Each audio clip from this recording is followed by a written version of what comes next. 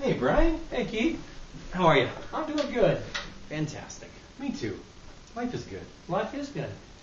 I'm Keith, I'm Brian. and this is DenverWineGuy.com. What are we going to put in our glass today? They're empty glasses. What are we going to put in them? Somebody's at the door. Better get it.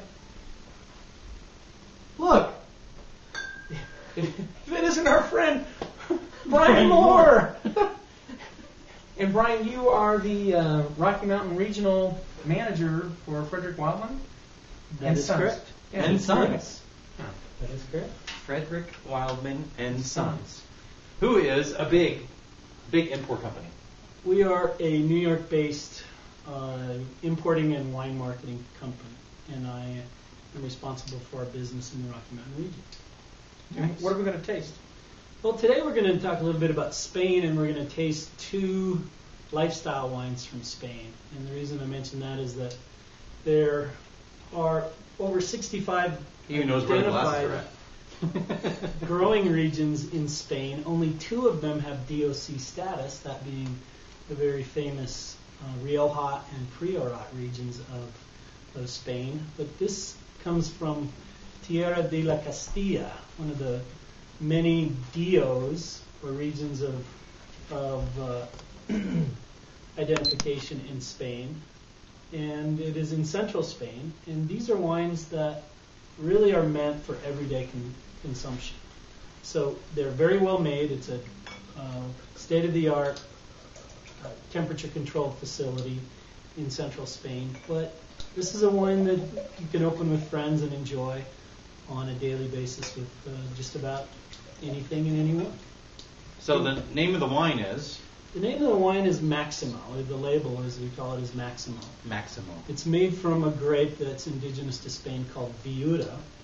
And to my knowledge, I'm going to show this again. Spain is the only place where Viura is grown.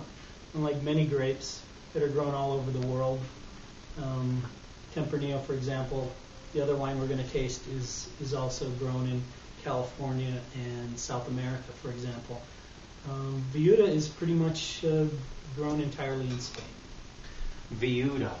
And this is something to be honest, I've never heard of Viuda. Am I pronouncing it right? Sure. So this is, I love new varietals. I love things that I haven't had before. And this is one of those ABC, anything but Chardonnay type wines. That it's clean and crisp, delivers a lot of the same fruit elements that Chardonnay or Sauvignon Blanc might deliver. But again, since it's own distinct varietal, it has its own varietal details that are pretty much indigenous to the grape type itself. You know, I haven't tasted the wine yet, but just smelling it, the first thing that came to my mind was Simeon. It does have some similarities to Simeon as well. And it has a little bit, you'll notice in the mouth, in addition to some pretty ripe fruit flavors and some citrus flavors, there's just a hint of grapefruit with a nice little spicy finish. Mm-hmm. I definitely get grapefruit on mid-palate. White grapefruit. White grapefruit? As opposed to with ruby. Yeah, ruby red. with yeah. no sugar on it? No No sugar. sugar. Because when I was a kid, It's the only way they could get you to eat it, right? exactly. Well, and then after a while, it's like, where's the sugar? Crisp and Right. clean, and I mean- you notice that it does invigorate the salivary glands, which makes it really nice accompaniment to food, appetizers, canapes, and the like. But certainly Screaming shellfish to me. seafood and shellfish. Yeah. I mean, it really is. I mean, it doesn't have. A lot of times I say that because, the wine at the time may have a lot of minerality to it, and it says a little bit of minerality, and it has. Sometimes I say the shellfish thing because sometimes you smell shellfish in white wine, and so this Entree de has Miel. some minerality. But the first thing that came to my mind is shellfish.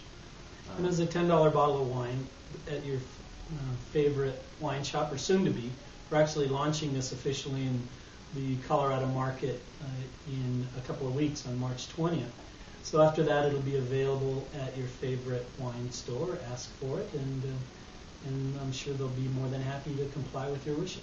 Do you know if this is distributed? Can people find it in New York or Florida? Yes. They can. The whole idea behind our company is that even though we do import several small producers, we make sure that there's at least a quantity that is available for national distribution. This is a brand that we think has some potential for growth. I like it. Even some other varietals added to the lineup is a distinct possibility. And you say this is a common wine? It's a common wine in central Spain. In Rioja, again, one of the two DOCs of Spain, it is the noble white grape of Rioja. Wow. So can you find this grape, other than Frederick Wildman, what you have here, other brands that are here in the States? There's a good possibility, none that I'm aware of, other than some Rioja white wines that we happen to import. Do they use it as a blend at all? To my knowledge, it's used primarily as a standalone grape. It certainly is in Rioja, and it is in this case from Tierra de la Castilla.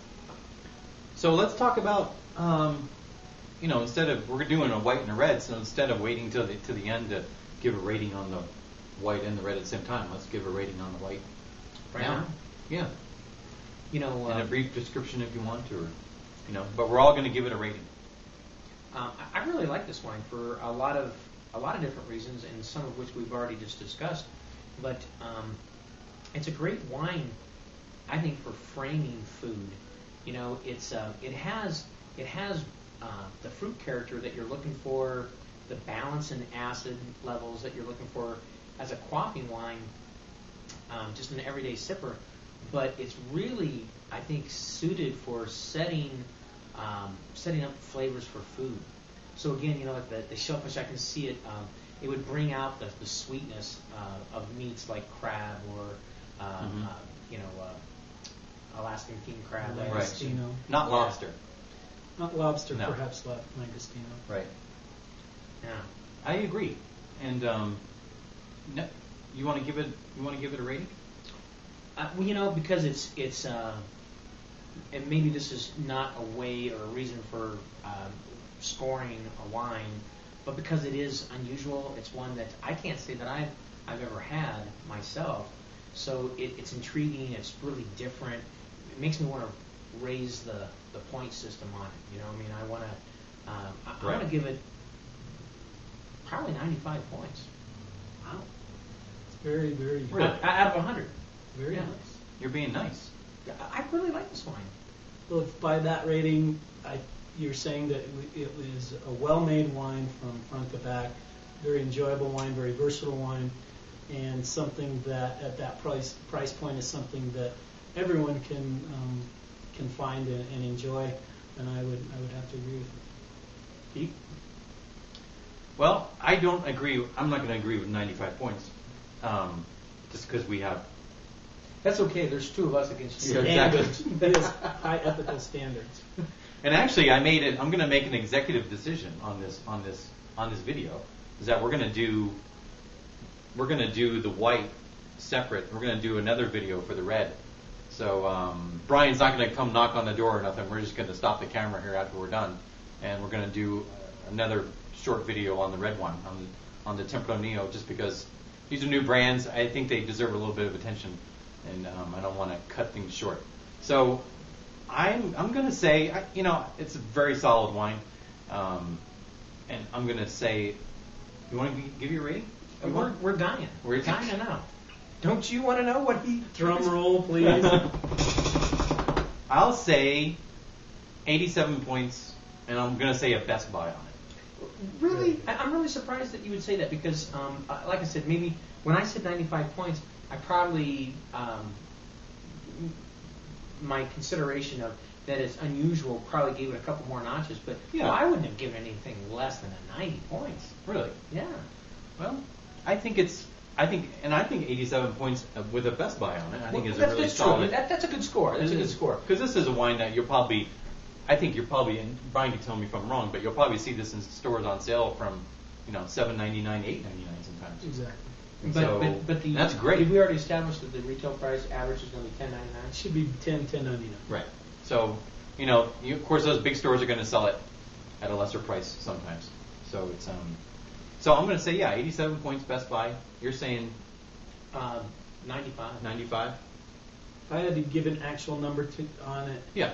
judging from the fact that I also have the pleasure of selling some of the best white burgundies that really are truly deserving of the so-called classic rating of 95 and above, I would put it in the high 80s myself. 80, high 80s being. I'll say we're gonna 88 points. 88 points. Okay. So there you go. Great wine. We all love it. And I'm Keith. I'm Ryan, and so am I.